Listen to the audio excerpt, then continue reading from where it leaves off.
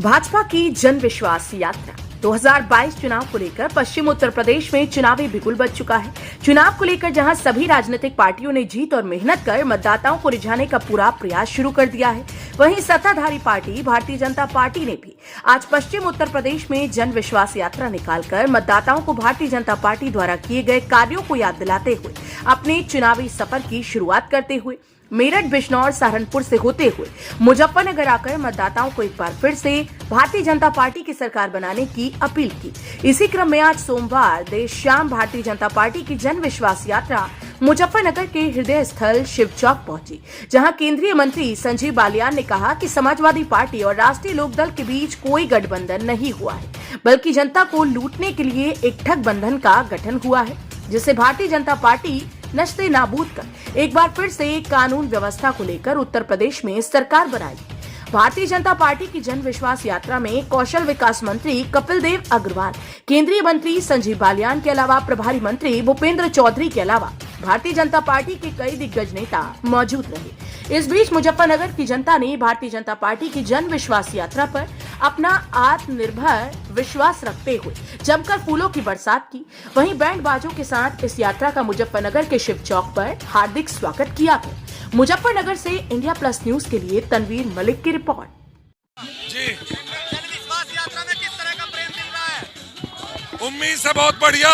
2017 की परिवर्तन यात्रा जैसा माहौल इस समय जनविश्वास यात्रा का है, और वही इसी तरह का माहौल है जो 2017 में भारतीय जनता पार्टी के प्रति प्रेम था, वही प्रेम इस बार दिखाई देता है। यात्रा के माध्यम से लोगों को क्यों विश्वास दिलाया जा रहा है? क्या भारतीय जनता पार्टी में विश्वास नहीं है? जब चुनाव होता है तो लोगों के बीच में जाया जाता है, नाम कुछ भी रखें।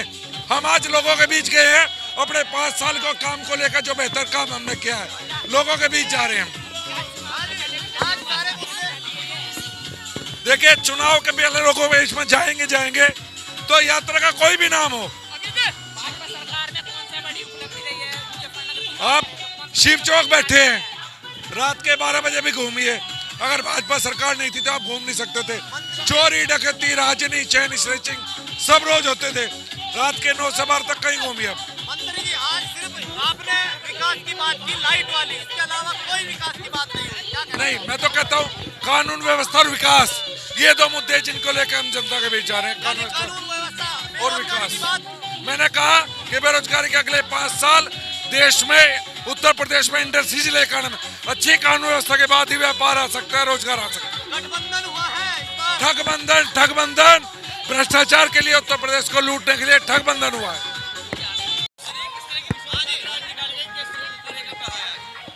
पिछले 4.5 वर्षों में उत्तर प्रदेश की सरकार ने माननीय योगी जी के नेतृत्व में जो काम किए हैं, हमने बिजली, पानी, सड़क, शिक्षा, स्वास्थ्य, इन सारे विषयों पर बहुत अच्छा काम किया है।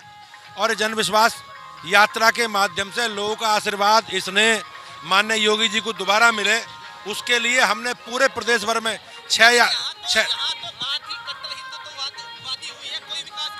नहीं, ऐसा है, हम लोग विकास के मुद्दे पर चुनाव लड़ रहे हैं, लेकिन जो काम हमने किए हैं या जो तत्काल परिस्थिति उस समय 2017 में थी, उनका उल्लेख तो हम लोग करेंगे ना जी। अगर ऐसा जनता का आशीर्वाद इसलिए हमें चाहिए, और हमने जो काम किए उनकी चर्चा जनता के बीच में करेंगे जी। कोई धड़कन नहीं बढ़ी, सपा बसपा से कोई बड़ा गठबंधन नहीं है, ठीक है जी।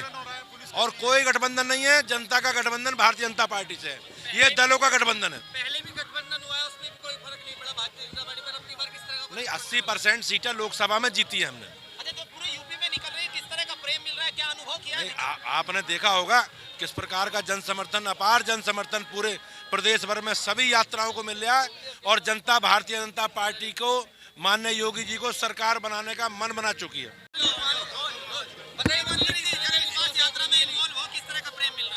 देखिए, जन विश्वास यात्रा इसलिए निकल रही है कि भारतीय जनता पार्टी सरकार यानी योगी आदित्यनाथ जी ने पौने 5 वर्ष में जितने काम किए हैं, प्रधानमंत्री ने 7.5 वर्ष में जो काम किए, उनका जनता से चुनाव आता है तो जनता का प्रेम, जनता का आशीर्वाद, एक रिटर्न गिफ्ट, उनका आशीर्वाद मिले, इसलिए जनता का विश्वास लेने के लिए ये यात्रा निकाली जा रही है। भरपूर जन सैलाब यात्रा में स्वागत उड़ रहा है।